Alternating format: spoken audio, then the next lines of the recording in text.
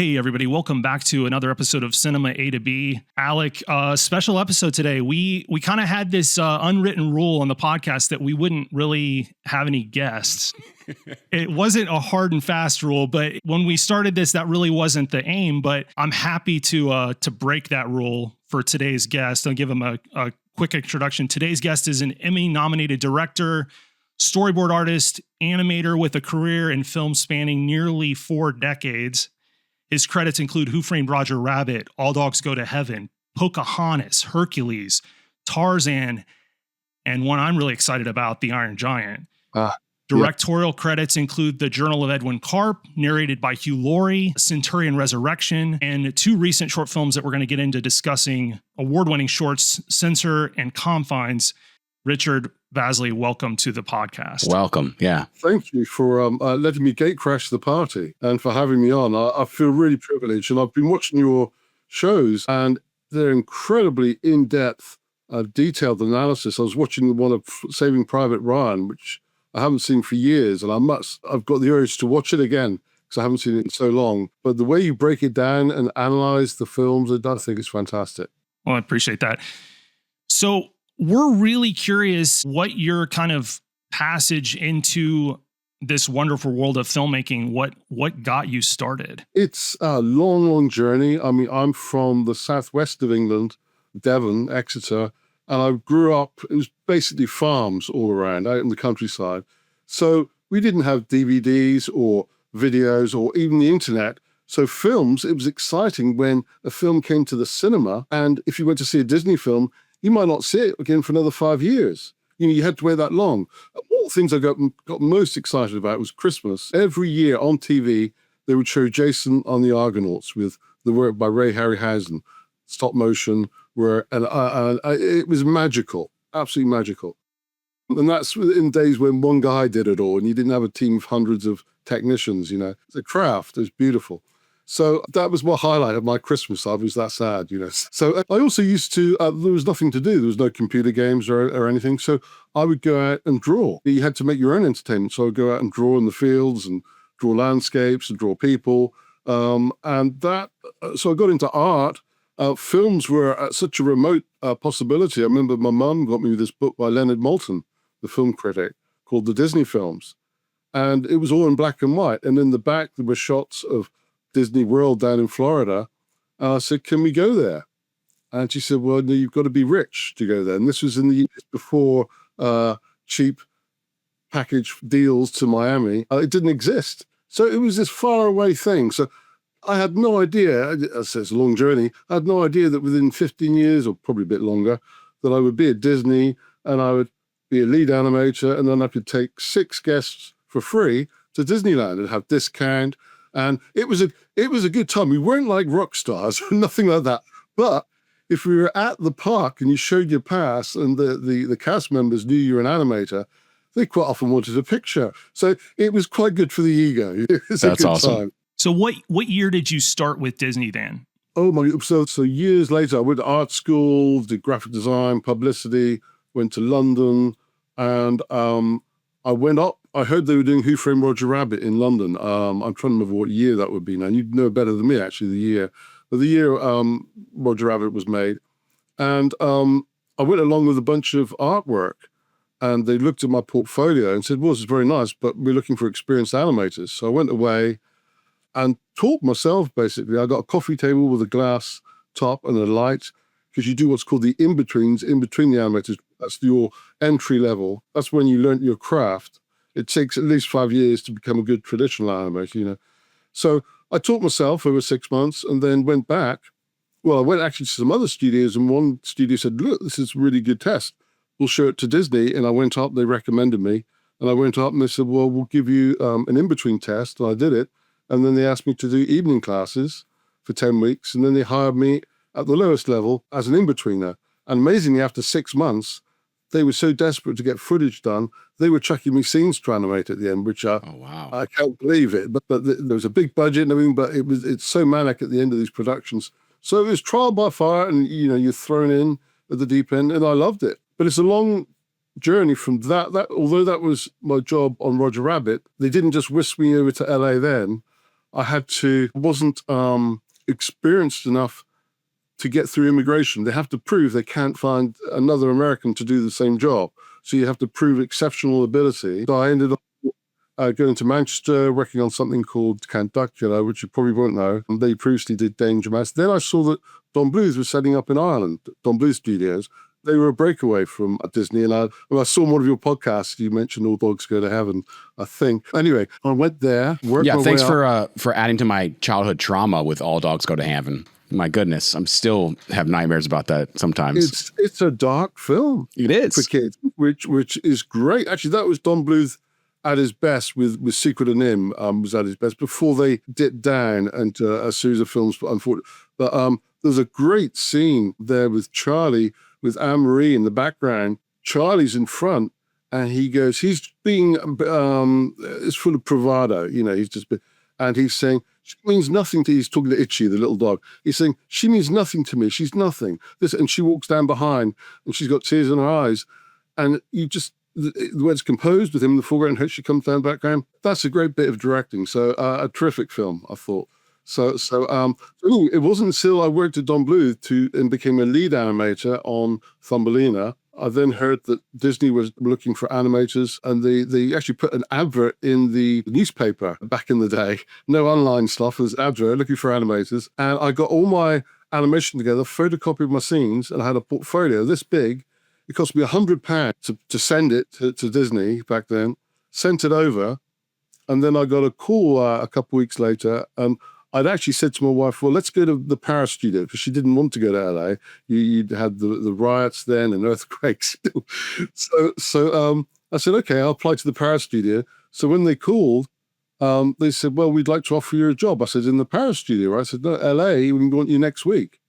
And boom. I went over, and it changed my life, and it set up everything. Although it was animation and I'm doing live action, we'll talk about it in a bit, but there's so many transferable skills, and the people that I've met along the way, working with actors, all kinds of things. I mean, at Disney, it was almost like being at a university. You had life drawing every lunchtime with Steve Houston and Glenn Vilppu, some of the best artists, and Chris Vogler. We'd have lectures on story. All part of your job, for free, part of your working afternoon. They would put you in a class. So Chris Vogler, who wrote The Hero's Journey, and he was involved in The Lion King. We were able to pick his brains. You got to meet some top actors. Some of them did the characters that I worked on. So it was a moment in time. 2D animation, Lion King had come out. Boom, it was massive. DreamWorks set up. All our salaries doubled, which was nice. But what's interesting is that it's a roller coaster, this business. And so 2D animation, everyone was jumping on the bandwagon. Warner Brothers set up, and they'll segue into the Iron Giant in a minute. And it was a magic. You don't realize when you're in it how incredible it is. You take it for granted. And you get offered some money, and you say, "Oh no, I want more." What was I thinking? It was a great time. I was in LA for about 7 years, but Toy Story came out. John Lasseter had gone off, set up Pixar with Steve Jobs, and he's a brilliant storyteller. And Disney, their storytelling was sort of declining too, so it was a double whammy. So CGI was new and different, but they also were telling better stories by this stage. And 2D collapsed, completely collapsed. So suddenly we were in demand, and it was kind of a slow death. Within a few years, you couldn't really make a full-time living doing what we did. It was so specific. It got blown out of the water. So animators diversed into storyboarding, which I did for a while, CGI, which I did for a while. So they diversed into other areas, and some, like the cleanup artists, got other jobs because that job didn't exist anymore. But as I say, it's all a part of the process. I was able to meet some great people when I was there. Howard Kazanjian became a friend, producer of Raiders of the Lost Ark and Return of the Jedi. I got to meet a lot of great people that stay lifelong friends. Awesome. And it's been even though I'm back in England now, I still feel very connected to Hollywood and to my friends over there. There's a real connection. I grew up on American films, we all did over here, and TV series, Starsky and Hutch, Kojak. We loved all of that. So it was incredible to be there in amongst it all for that period of time. So it was. I remember going to lunch with Hercules one time, and this before I met Gary Kurtz, who later became my partner in GVK Hybrid. And we had lunch, and we were talking about Star Wars. And he actually said, because he took over from Gary Kurtz on Empire Strikes Back, because it went over budget, and it was Lucas's own money, and they fell out, and they went their separate ways. So Howard moved in, but he actually had the courtesy to say, he said, the reason the first 2 Star Wars were so good was because of Gary Kurtz and the editor. And he said that. I've got a lot of behind-the-scenes gossip, if you like. In some cases, I have to be careful. But yeah, what a roller coaster. And I'm still riding that roller coaster as much as I can. You know? So I've been back about 25 years, something like that. But I've been going back and forth. So I was there I started on Pocahontas animating on John Smith, then moved on to Hercules and was a lead animator on 3 of the characters. One of the characters was one of the Earth parents, Amphitryon, and I got to meet Hal Holbrook at the recording session. That's awesome. Did a caricature at the time. So how wonderful to meet a legend like that. And Barbara Barry, who did the voice for the mother. And then when I went to Warner Brothers, I worked on The Iron Giant, but I got to meet David Hyde Pierce because he was the voice of my character Drix. I was doing CGI by this time. I sort of segued into it, and it was this pill character, and I was coming off The Iron Giant, and they were looking for a character for me to do. They said, well, Drix would suit you. So I started doing tests, and I actually said, you know what? It would be better in CG, this particular, because it's a pill and perfectly formed with a cross on it, which to draw is a nightmare. So it's a very, mechanical shape. So I said this would be better done like the Giant in CGI with a line render that gives it that toon effect. So they said, yeah, okay, we want you to do it. So I was like, oh my goodness, I'd never animated in CGI. They brought someone in to train me in 3 months, Maya. Very rusty now, by the way, and I don't animate now. But so I had a team of best part 20 animators coming on who'd all been doing this for years, and I was to supervise them all. The great thing is, coming off the Iron Giant, we all the key animators have massive respect from the crew. So they didn't give me any grief thing, and bless them, they were great. Because I'm not technical. Technically, they knew a lot more than me, but I could just ask the questions. How do we fix this? You know, sometimes when you draw things, you cheat. You do, if you look at Sword and Stone, there's an artist called Milt Kahl, and he would do drawings of Madame Mim, and you watch some of those drawings, and you think, God, actually, if you took a 3D model and moved it around, it wouldn't work, but it works because he was into Picasso in a 2D way. And it looked fantastic. And funny thing is, Frank Thomas, who's a brilliant animator and performer, wasn't the draftsman that Milt Kahl was, and he always had a breakdown because he couldn't draw his characters the same way. So that's another interesting anecdote there. Dropping all the tea on these animators. Getting all the gossip. This is great. Yeah, all the gossip. Yeah, there's more too.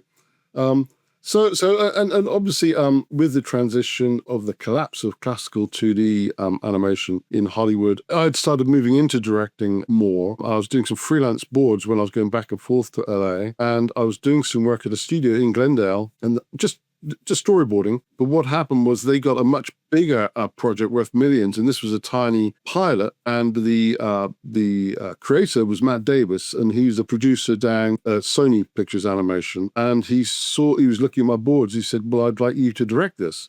And the studio had dropped it because the budget was low. So I said, we looked around and we found a studio in San Francisco called Ghostbot. So we took it up there, and I had a co-director, Rocky Ballesteros, and Alan Lau was one of the partners. And I boarded it in LA and in England, and we finished up doing production in San Francisco. So I was there for a few months, and it was a pilot that we did called Lost Treasure Hunt. You can find it online. And we went on against all the odds to get 2 Emmy nominations for it, against Nickelodeon and Disney and all. You know, we were up there, and ours was a fraction of the budget, fraction. But you know, where there's a will, there's a way. And passion, you can do all sorts, you know. Well, I find that to be the big truth of filmmaking is its sheer will. Yeah. Sheer will. Yeah. Yeah, it's not talent, yes, but eventually it's, can you just get it done? Exactly. Talent is just a small part of it. The rest is persistence. And I've had so many knocks and failures and projects falling through And somehow you get yourself through that. And then when you get through to the other side, it's such a relief to actually make something and get something done. We had, we'll work with, when I was back in England, I went to the Birmingham Film Festival and met Gary Kurtz. He was at the table. So he's producer of Star Wars and Dark Crystal, Return to Oz. And we hit it off. And we ended up developing some projects and formed a production company called GBK Hybrid. And we, Centurion, the short film was done through that. And I was able to pick his brains and make it very cinematic as well, even though it's a small budget promo film, really. But we developed a project called The Chimeran, which is kind of a cross between District 9 and Planet of the Apes. So it's a project that would mean millions of pounds. So we developed that for years. We actually did get the interest of, we almost had a deal with Michael Bay's company. It would have been a very different project. I'm not sure Gary would have wanted it to go that way, but hey, sometimes money talks, and I would have taken a big paycheck, but I think Michael would have been directing it. Anyway, that hasn't happened. That project's been still circulating in Hollywood with a big producer right now. But I got frustrated with all these projects falling through, and there's so many pieces that have got to be put in place, and the finance, and you got to have an A-list for actor and all that stuff. I was good friends with a DOP, and I said to him, "Look, you've got the equipment, you've got the eye." He was mainly doing corporate work, very good, but it's a different thing. But he wanted to branch out more and love films.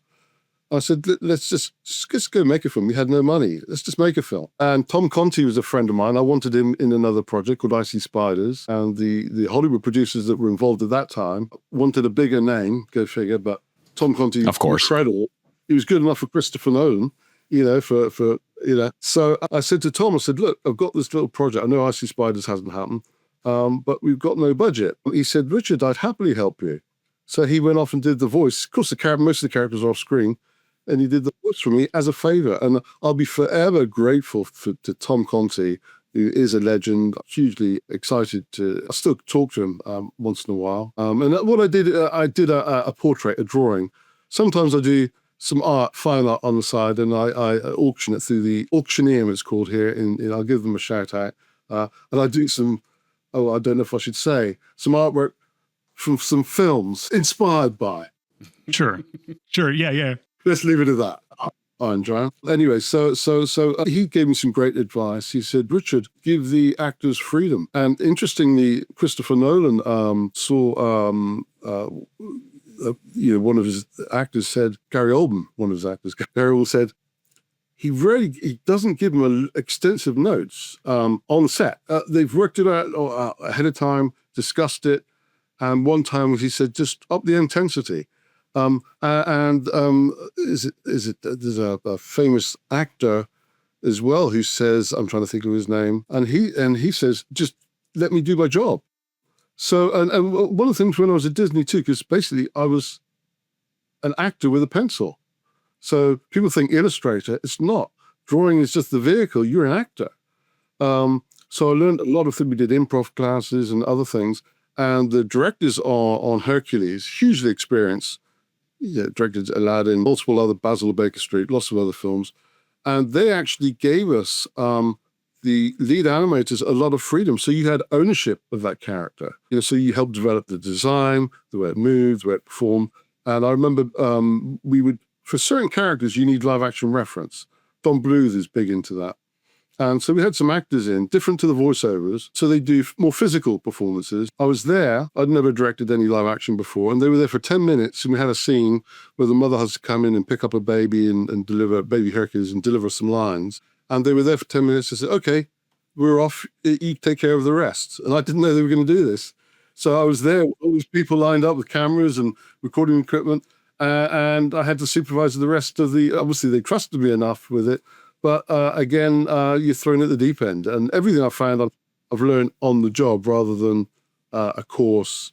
You learn, like Tarantino, he didn't go to film school. He learned by doing it, by making and watching films, experiencing life. Yeah, Nolan didn't go to film school either. No, he wanted to, but his father wouldn't let him. That's right. That's right. I saw that. Yeah. I saw the podcast where he said that.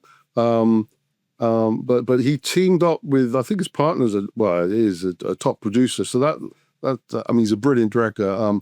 But if you get those sort of teams as well, I think she's been hugely influential in getting the films made as well. Well, I wanted to talk to you about that because I noticed that it seems like you've got a nice core together now, but talk a little bit about just the value in that, in trying to keep the same people in those key roles. Absolutely.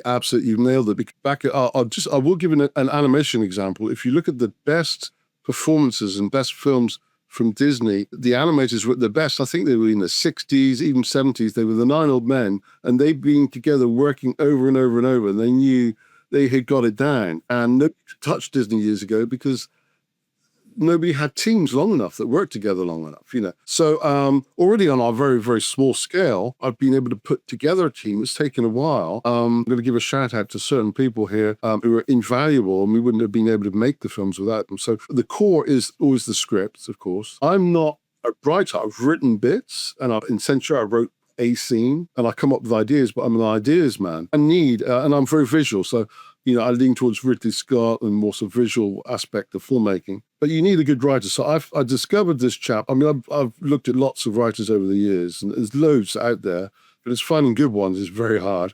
And I discovered this writer called Neil Basson, and he's based in Cornwall. And the irony of how, I mean, this is the beauty of the internet nowadays. You can contact people and put feelers out and really explore. I'd had a project that I wanted to make called George and the Dragon, which was actually based on my grandfather, who was a miner and worked in the quarries in Cornwall, but he was also a championship Cornish wrestler.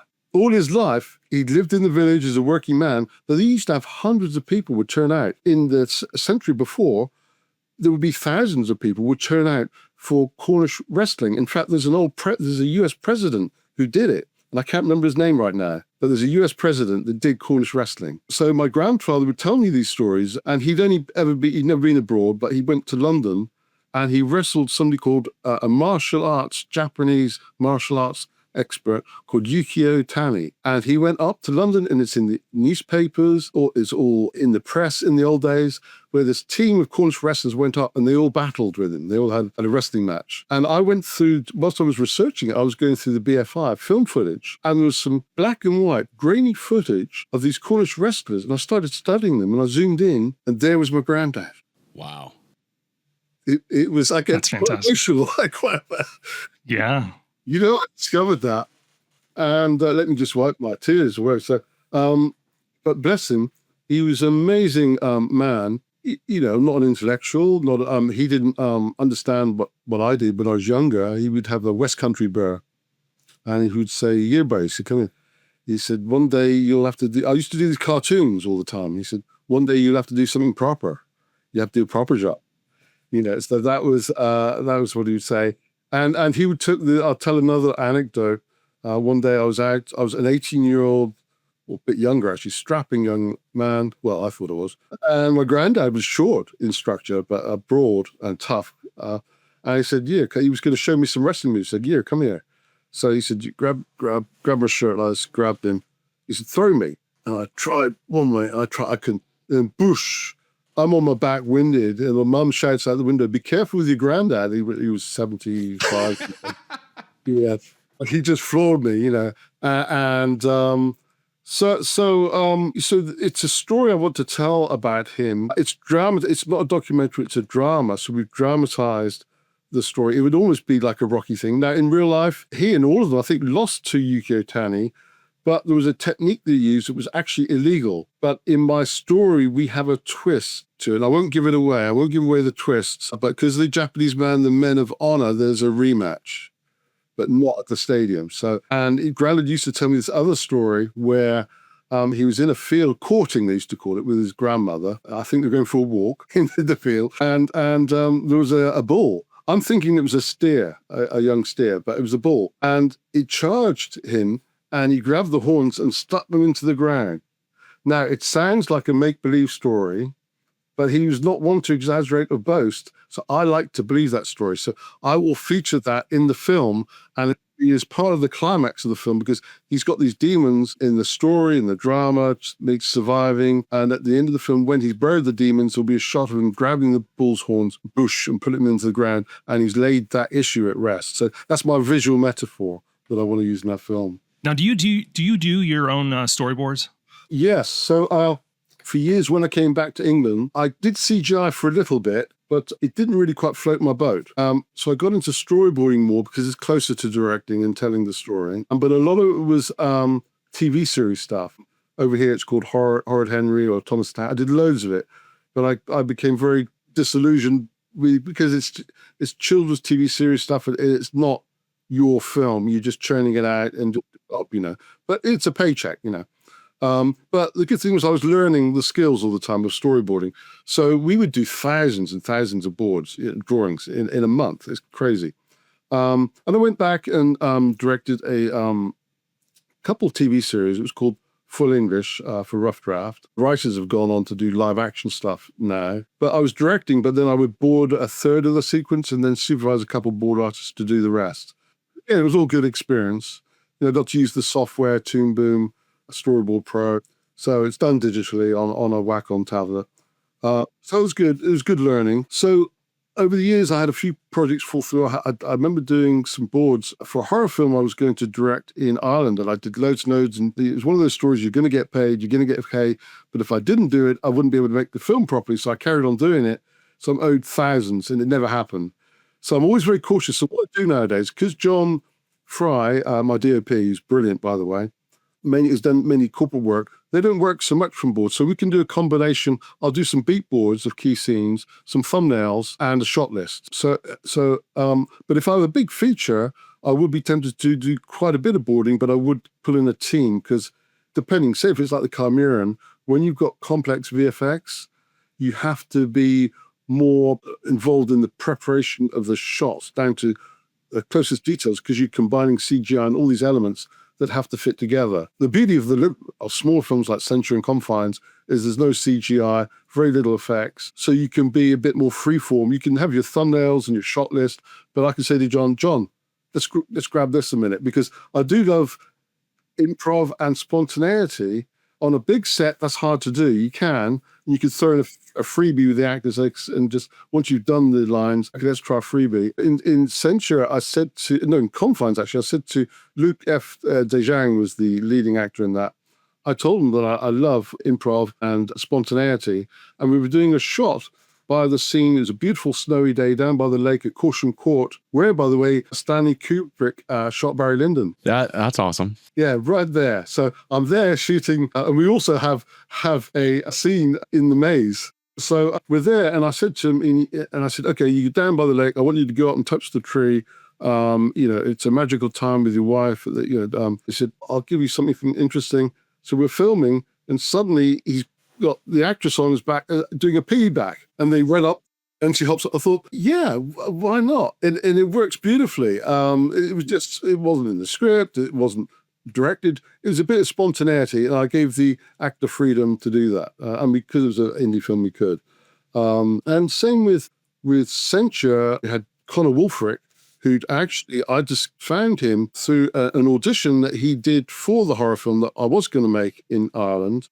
And it was such a good audition. I just stuck with me. And that's the thing about, even if a project falls through, you can sometimes take things from it or learn things, So I remembered him, thought, oh, God, I'd love to use this guy. And I didn't know where he was based.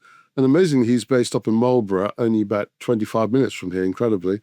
And I said to him, I've got this idea for a film. We've got no money. Would you be interested? And he saw it and said, I'd love to do it with you, Richard. And we looked at, as you see in the film, he's got a speech impediment.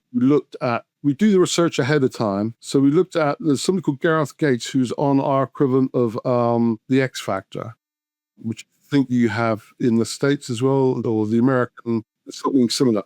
So there was somebody on there that had this awful stutter, but when he sang, he had no stutter. It was a mental thing so we play with that in the film. There's degrees of when he gets agitated, he stutters more. And then there's a moment in there, I guess I won't give it away, where he's himself, and we switch to color. And he delivers a speech there, Oh my, it's a killer speech. It's so, and I got in to get right into his face for the shot. And it's just really intense. And I was so happy with it. And that's the thing with the Hollywood films. They always say we need A-list actors. We need this because they've got so much money. When Gary Kurtz did Star Wars, those actors weren't well known. They weren't well known. It's too much pressure now from the money side. Gary was a creative producer as opposed to the other guys that just made deals. So the beauty is there's so many great actors and actresses out there. And I've met a lot of A-list actors. I've met Adam Sandler. I've talked to him. I worked on one of his films. It wasn't a very good film, but I do enjoy a lot of his films for what they are. But I did love him in Uncut Gems. Is that the one? Yeah, he was. He got it right there because the directors were great and he was superb in that. So, and he's actually a terrific guy, by the way. He's a fantastic guy. But I think there's too much onus on the names and the actors and their status when there's so many good. I loved Sean Baker, who did a speech. He won all those awards. And he said, well, he is still an indie filmmaker, but he's a pretty big indie filmmaker now. And I enjoyed Honora. That script would never get through the Hollywood execs, just wouldn't get through. But he's got the clout now, bless him. Well, I love Tangerine too. It's a different type of filmmaking, and I love it, for what that style. It's great. So, and he said it about the whole A-list directors thing. The bigger the budget, the more the business people need that to justify those large sums of money. They don't want to take the risks. So the problem is if they don't take the risks, you never get the first Star Wars. You always get repeats. You always get copies. And that's what's happened to Hollywood right now. And I'm sure Martin Scorsese said it and all of them said it. It's with the X-Men films, endless repetitions. Enough, Hollywood. Well, I think Ben and I kind of talked about this before, but I read an article that was saying that it's one of those things that everybody says they want new content. They want independent films or special stuff. But you know what they go see at the theater? They go see the Marvel Cinematic Universe and then complain about it afterwards. It's like these movies get made, but we have to go see them. Like you have to, go buy the ticket to go see that indie film in the theater. Yeah, I mean, of course, there's a place for all these types of films, but obviously I'm biased. The more indie films, the better. Nowadays, it's so much easier. I couldn't have gone out and made Censure on film. The amount of money it would cost on film to make it, getting a team together, it would have been too costly, it would have been too prohibitive. So the freedom now, I mean, you get Steve Soderbergh, a great director who's made films on an iPhone, fantastic. So the freedom of young people nowadays, or even older people like me. Hey, old folks, get out there, do it. It's never too late. It's good and bad. So anyone can do it, but then you get a lot of bad films out there. But hopefully the good ones will shine through. How many days shooting was Censure? Well, 4 days. What? Wow, that's impressive. John is incredibly fast, and plus, for a reason, we have one actor, mainly voices, a couple other people, and it's all shot in the village. So we didn't have big company moves. We didn't have trucks. In LA, you see all these huge trucks everywhere. We didn't have to move all these things. If you wanted a tea break, I could just grab some stuff from my house. We had the church, the chapel, which is Airbnb, which is, I must give a shout out to Adrian Chivers, the composer of Noise in Your Eye. With his partner on those two films was Daniel Chivers. They're called Noise in Your Eye, and there's also an ensemble of artists, one of whom is Nick Mason of Pink Floyd. He's on our score, and I got to meet him. I actually didn't meet him during production. We had a double bill screening at the Marlborough Trade Cinema, not too far from here, an old theatre that's been renovated, and we had a Q&A session, and there was about 7 or 8 of us from the crew, and Nick Mason turned up. And that was the first time I'd met him. And he said how much he liked the film. How cool was that? And we couldn't have hired him. I won't even tell you what he's worth. It's a lot. Yeah. How early in the process did you determine that I'd say 98% of Censure would be black and white? Really early on, because when I read the script, I knew the key moment when he feels himself. I wanted to switch to color. So I wanted the contrast of the black, of this gloomy, it was rainy. It's beautifully sunny here today. It's gorgeous. It's hotter than Spain here today, apparently. But a lot of the time, fake news, but a lot of the time, it's very, very rainy and overcast. And there's a beauty in that. So down by the train, there's Box Tunnel, by the way, which is Isambard Kingdom designed the tunnel. There's a lot of history around here. And in fact, Thomas the Tank was written just up the road here by the Reverend. So there's an archway with a silhouette of the character coming through the tunnel, and it had rained that day, so we had all the reflections. We're stuck with the weather we've got, basically, when we're shooting on and so we took advantage of it. Same with the snow in Confines. I worked on a big from The Lion, Witch and the Wardrobe a little bit before I went on to the Harry Potter film, and it was all the snow and all the backdrops were all green screen. It was all added. So yeah, literally the whole film was just green screen. Incredible. How costly the props, the snow. But you cannot beat the real thing. We were there. It was snowing. It was wet. It was, but it looked fantastic in the film. So we were very lucky. It could have been awful because I had one film shoot cancelled because of the snow, and we could never get the money together to make that film. But luckily, the snow was enough to look pretty, but not enough to stop the filming. We're very much so. To go back to the black and white, I just wanted to get that sort of intensity. And I loved Roma, Monso Pereira, even Kenneth Branagh's Belfast was in black and white. So but black and white has become a bit more acceptable in the mainstream and to a wider audience. Creatively, I wanted to do that. And because I was in charge, I could. And I like the fact that you used it as an artistic choice for the character, not an artistic choice for...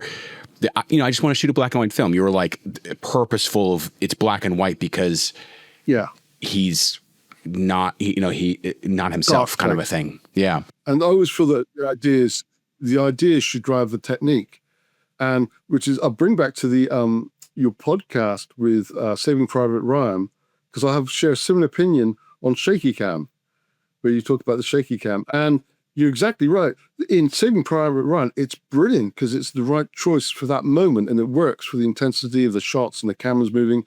But when I watched one of the Cloverfield films, I felt sick afterwards because the damn camera wouldn't stop moving. So the technique was overriding the idea. With Spielberg's film, the idea drives the technique. And in Confines, we have some great shots with Steadicam, with John going down the maze, and some got the steady shots. But to create some intensity, we had Jay Cox, who was doing some of the B-roll, and he did the edit on the film brilliantly, have some handheld. And just for a few shots, you've got the music of each other's music and the camera shaking a bit, and it just captured the intensity, but it's used judiciously in the right moment. So that was the idea there. Your locations in Confines are incredible. Oh, thank you. The cliffside and vistas, the maze, which I totally got Kubrick vibes when he was running in the maze. I was like, oh, okay. John, the DOP in the maze, can I say the expression, he was like a pig in shit. He was loving it. He was rolling around the mud. He loved doing that shot. And the thing is, that's the thing, we're so spoiled here. I'm in the West Country, near Bath. Castle Combe is up the road. They shot Warhorse there. They shot Warhorse. Laycock is up the road. They shot some Harry Potter there. All around, Hollywood producers come here. I can just walk out my back door and film. It's right here. And when I saw Neil Basson had put it in the script, he walks to the edge of this cliff. I'm thinking, oh God, how are we going to shoot that? We haven't got harnesses and things and all the stuff on a big shoot, rear indie film, guerrilla style. And I thought, you know what? The Cheddar Gorge is an hour away. The Cheddar Gorge. It's a beautiful location. So we went down there and shot. We were going to do him up on the cliff. Now, all of my team got there before me. They had to wait for me to get up there so they could prep and set up whilst I made my way up. There was no helicopter to fly me into the top of the...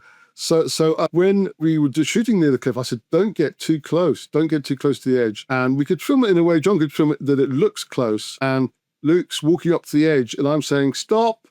And he takes another step and I'm saying, stop. He said, I can get a better shot here. I said, I don't care. I need you alive. Stay.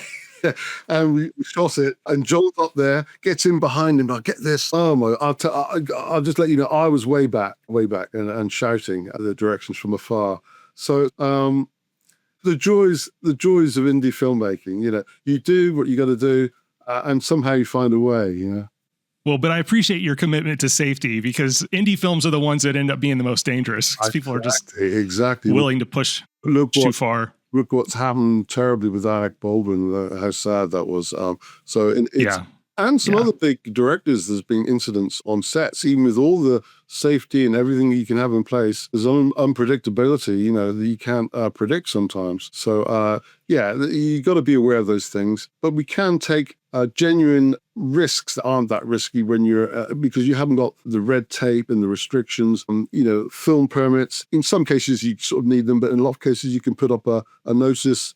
You can film anywhere. If you come in shot, we need to get them to sign something. And the beauty is, because John has done a lot of corporate stuff, he's fast, we can move quickly, which is why we did it in 4 days. I'm sure with other filmmakers, it would take twice the amount of time. Now it's not to say in the pre-production, it would take a month or a couple of months, and in the post, it takes a month, couple of months to take care of all of that. But filming, we can film pretty fast, yeah. And they've all won awards. Every department has won award. Literally, best actors. Luke won a best actor in Cannes at the Cannes 7th Art Festival. AD got the 7th Cannes 7th Art Festival, got best composer. Over 60 awards and counting for both films. A couple of years they've done the festival circuit. Now the next challenge is distribution, which is what we're in the process of doing now. Well, I saw you got this streaming deal. We signed recently with Rendyard and another distributor, waiting to hear from that one. But Rendyard got us that deal with Foursome. So both films are up there now, and they'll be approaching Amazon and all the others, I'm sure. So it's not an area I know a huge amount. For short films, I've never had high expectations of making money. They're a vehicle to show what we can do. We've now got some feature projects lined up and ready. I'm getting a script in any day from Neil Basson called Bambola. Hurry up, Neil, get it in. So it's a little project. But he's so good, he's worth waiting for, I should say. So, and we've proved with a small team what we can do. We can prove what we can build on. So Bambola is still a micro budget, but it'll be more money again. And then George and the Dragon, sort of intermediate £1 million range, same as Icy Spiders. And then the Chiron would be like millions, So it's all baby steps. So I wanted to start from the beginning and chip away bit by bit by bit. Now, are those projects that you've got in the pipeline, do they have much in common with kind of psychological, almost spiritual nature to Confines and Censure? They're different. Bambola has some similarities with Censure. There's another one I haven't mentioned, actually, Little Red, which is completely different, that I want to shoot in Bristol at night, because Bristol is talk about locations, incredibly vibrant city, artistic city with Banksy comes from the famous graffiti artist. Comes from there. So there's certain streets covered in graffiti. It's a fantastic place to film. So I've got a film based there that I want to shoot. Again, a micro budget.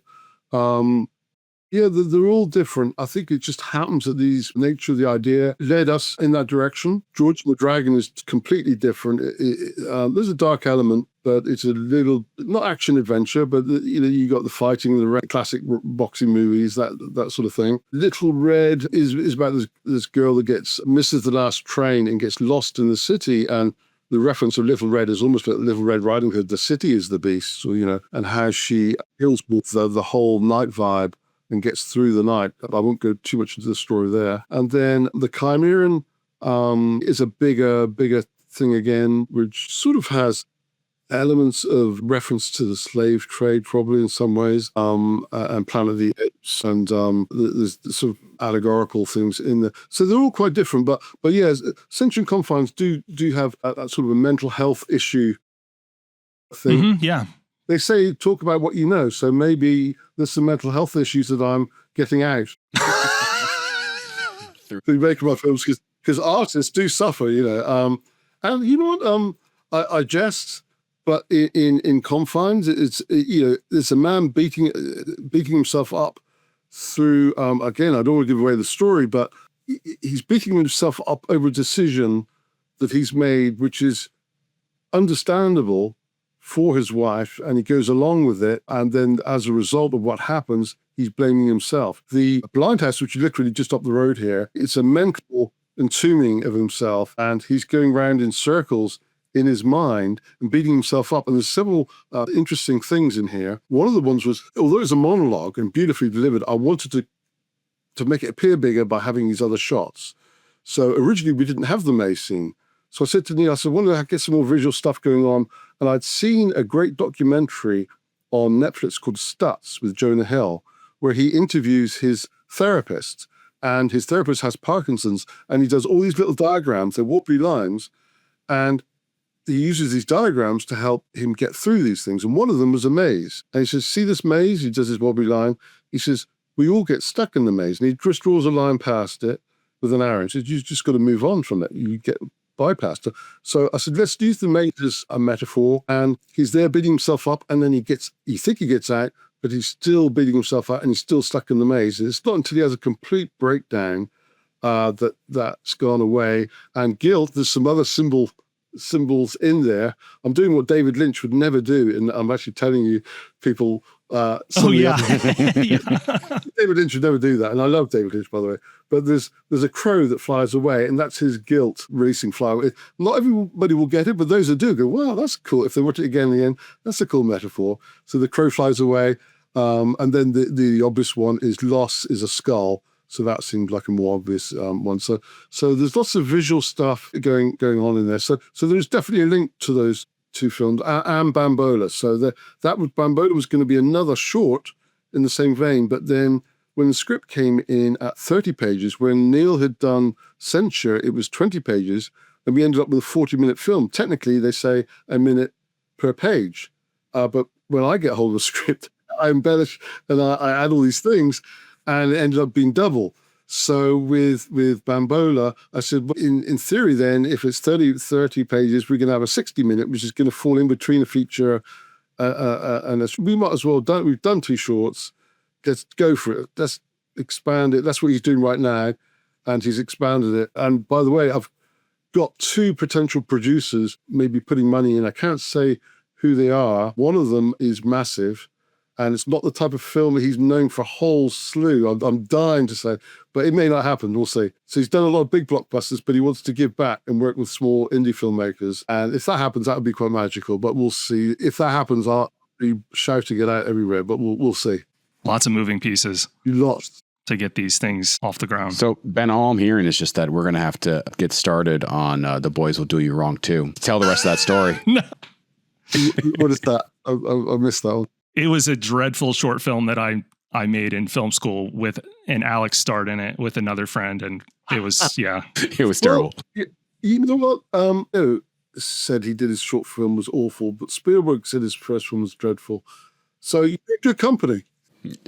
Yeah. No, it was bad, and it was a backup project for something that was a good script, but was just too involved for the small crew I had at the time, and we shot for couple hours, and I just made the decision. I was like, we don't have the... Every film's a learning experience, so just rack it up as one of those things. I tend to keep those films quiet. Yeah. I've buried them somewhere, and I don't mention them. Oh, yeah. This can't make the YouTube. No. And it's not... No, it's not going to have the original one's not going to make it. No. So, it seems like, given the disruption, that you're kind of taking advantage of this disrupted ecosystem we have and just saying, let's go, let's make movies. Absolutely. Like, I remember, I love watching the David Lynch videos that he did, and they said something about his career, and he said, what career? It's all about the doing. Just enjoy the process, have your ideas, make your films. If you think, I'm going to be a famous director and make loads of money, no, wrong reason. And it doesn't happen to very many people. When I went into animation, I never thought I'd be earning the sort of money that I did. It just happened. And I found that if you concentrate on what you like to do, you become good at it, and then money should be, and hopefully will be, a byproduct.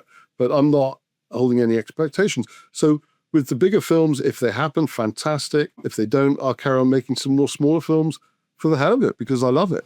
That's awesome. Yeah. Yeah, you have to love the process. You gotta love it. I do have to say, I loved going back kind of what you said of, especially with your shorts, being able to kind of allow the actors that freedom and doing a lot of shorts with some friends and such. And as the actor side of things, I love that. I love being able to kind of, especially having that conversations with the director, going over the script and kind of like where we see the character, that allowing me to explore and where it goes. And sometimes you just get those kind of brilliant moments that you wouldn't have otherwise if you just stuck to the script, or those kind of emotional beats, or those just kind of happen between your actors that when you give them that freedom. It's a magic in what they say, acting is reacting. You get a genuine feel if you give actors that sort of freedom. And it's a bit like, say, doing a podcast. If I had a list of things that I had to just spew out, it would become very mechanical. But I'm reacting to your questions. Very fascinating questions. So it's a reaction, and then you find yourself saying things that you hadn't thought about because you're reacting to a question that you hadn't thought about. So it's the same type of thing with acting. And obviously you've got your scripts, and you've got to follow the story. But I do enjoy those moments where you can expand on that. Yeah. And I always thought, and to tell us to anyone who's an aspiring actor, I always thought that if you're going to take any type of acting class, take an improv class as opposed to just a strict acting, because there's so much more that you're going to learn, both about yourself or about how to, like you said, react to people. And here's the thing, we used to have acting classes at Disney, and I used to hate the improv classes because I would hide behind the pencil. I was happy. I could be anything behind the pencil. I could animate and do anything. I could go crazy. And some people were natural on camera, but I would freeze up. I'd be too self-conscious. And I have huge respect for actors that they can just release their emotions and get and let go. And actually, there's a scene in Confines with Vivian Taylor, who's brilliant, by the way, and Luke. And we had the whole script for Confines, but I wanted a little bit more exposition, or a little bit more explanation. I don't like heavy exposition. So I said, we're going to do an improv scene. It wasn't in the script. And I said, we're in the kitchen. I said, I want to do a scene, and I would give the story, but this is what's happened. This is what's occurred. And I want you to just go for it. So that wasn't scripted at all. The kitchen scene with Luke and Vivian, that was totally made up and improv. And she was actually very emotional at the end of that and had to go away and compose herself, because that's why she's so believable. And that's why I'm having as Bambola in the feature, because she's brilliant. And she just gone to Cannes, lucky her, and actually stopped by the Cannes 7th stand, and they were delighted that she stopped by to say hello there, because we won 2 awards there. So I'm very fond of that festival. Yes. Absolutely. Yeah. Yeah. Confines was excellent. I really enjoyed watching it, sitting down, and again, cannot say enough about the performance you got out of Luke. That was just stunning. Just, him to be the only voice really you're getting from all of that, and just to make it that engaging was impressive. I mean, boy, was he intense. And he got into character. And when we're in the blind house, we're in his face, because I wanted these close-up shots, and we're like right in his face. And he had memorized the whole script from beginning to end, and we did it in several different angles, but we didn't do it bit by bit. He delivered the whole script 3 times, maybe with 1 pause, almost word perfect, all the way through, about 3 times. And I can't remember 2 sentences, damn it. I couldn't do it. Your editor would have loved that, by the way. Yeah.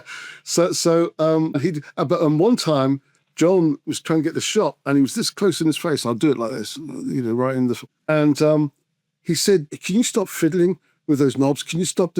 And John's like, "Well, I have to." But he was like so intense and in the moment, and he didn't want to be distracted. But and we had a laugh about it later. We laughed about it, so it was great. But he's a great actor too, brilliant actor, a lot of fun. And there's a great YouTube video with me, him, and John. A film festival in London where we picked up some awards, and we're just having a good time. I did want you to, if you want to reiterate where folks can watch, please, Confines and Censure, and then I'll also post that in our show notes as well, the links. Great. So you can now see Censure online on Foursome TV, which is FAWESOME Forsen.tv, where you can find both Censure and Confines. Excellent. Well, Richard, we appreciate you so much coming on, giving us some nice insight on a long and continuing growing career in film. But we're excited to see what you do next. And this is why I'm just an actor. It's a lot less work. It is stressful. The job that I couldn't do, all I've had to do some of it is producer. Directing I love, but the producing part, which I've had to, is massively stressful. But if it's creative, it's Ridley Scott would say about stress, don't do it if you can't deal with stress. But I'd say with directing, it's a good stress. It's the exciting stress, but you need that to get through the process, and you just want to see the end result, So stress has its good point, but I would be too stressed acting. I'll have our different talents, yeah, because that for me, I'm like, oh, this is cake. I'll do this, Yeah. Thank you for having me so much. Oh, absolutely. Yeah, no, this is great. This is great. Well, thanks everybody for tuning into this special episode of Cinema A to B. Thanks again to Mr. Richard Bazley for coming on and sharing his insights. And we will be back next week, as always, with a brand new episode of the podcast. Until then, take care. Thanks, everybody.